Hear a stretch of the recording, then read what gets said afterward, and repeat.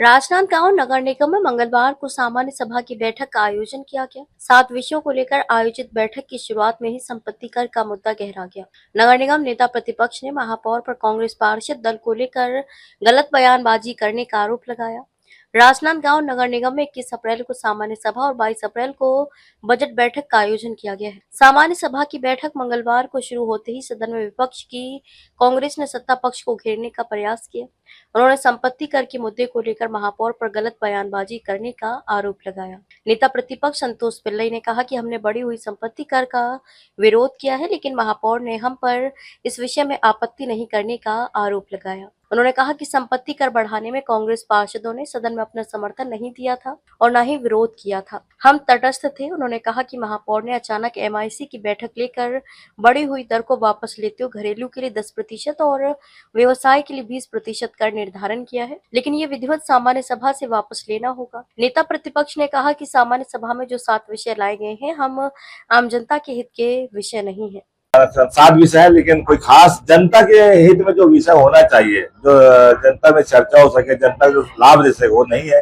केवल जो पिछले सामान्य सभा में बजट में जो महापौर जी लाए थे 29 पॉइंट, उसमें से 3 पॉइंट को अभी इन्होंने आज के सामान्य सभा में जोड़ा है। कल से हुआ है बजट है, कल तो आज जोड़ा है उसको स्वीकृति के लिए। जो टेंडर लगे हैं, जैसे कि 2000 सीट का ऑडिटोरियम है और कनार नाला है, इस प्रकार का रोड का है, कनार बुढ़िया रोड का, इसका 10 स्वीकृति ये है।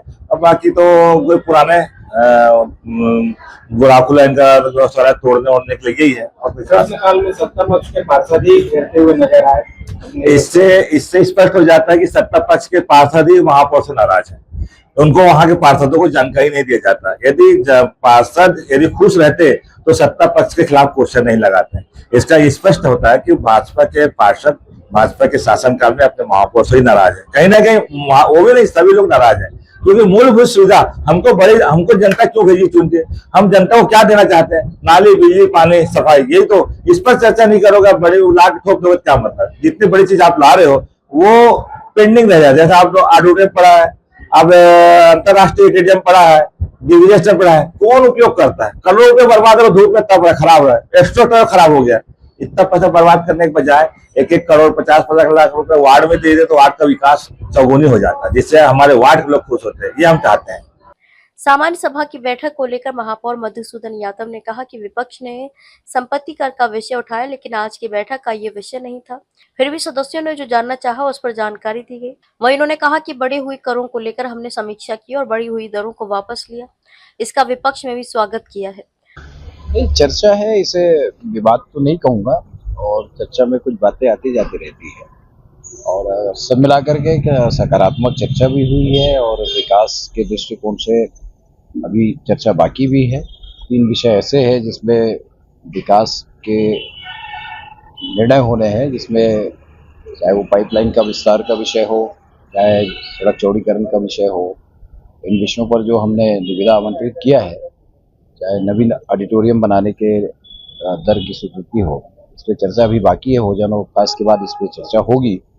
और स्वाभाविक है, जब इतनी बड़ी सदन जिसमें 52 सदस्य है, तो सबको अपने अपने ढंग से प्रश्न करने का, विषय रखने की बातें आती है, और सबने अपने ढंग से बातें रखी है और कोशिश हुई है कि सकारात्मक ढंग से उन सब प्रश्नों का उत्तर दें। अभी तक तो बहुत सौहार्दपूर्ण वातावरण में ही चर्चा हुई है, और आगे भी इसी सौहार्दपूर्ण ढंग से चर्चा होगी और शहर के विकास के लिए निर्णय होंगे। संपत्ति कर को लेकर अचानक निर्णय लिया गया, फिर उसे वापस लिया गया।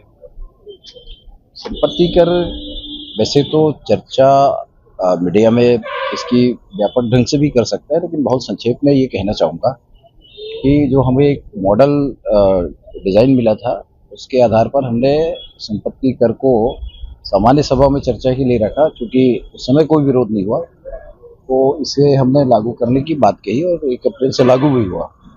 फिर पब्लिक से ये बातें आई कि संपत्ति कर इस बार कुछ ज़्यादा ही बढ़ गया है, उसकी समीक्षा भी की गई और हमने भी महसूस किया और स्वीकार करते हुए उसके दरों को एक संतुलित दर, जिससे नगर निगम संचालन में भी हमको असुविधा न हो, पब्लिक के ऊपर भी बहुत ज़्यादा आर्थिक बोझ ना बने या भार ना बढ़े, इसको ध्यान में रखते हुए हमने उसको संतुलित किया। और आज देख रहे हैं कि संतुलित करने के बाद चर्चा में जब ये विषय आया, तो लगभग सब लोगों ने इसका स्वागत किया। सामान्य सभा की बैठक में प्रश्नकाल के दौरान सत्ता पक्ष के पार्षद ही अपने ही दल को घेरते नजर आए। भाजपा पार्षदों ने ही शहर की सफाई व्यवस्था और जनता से जुड़े अन्य मुद्दों पर सवाल किया।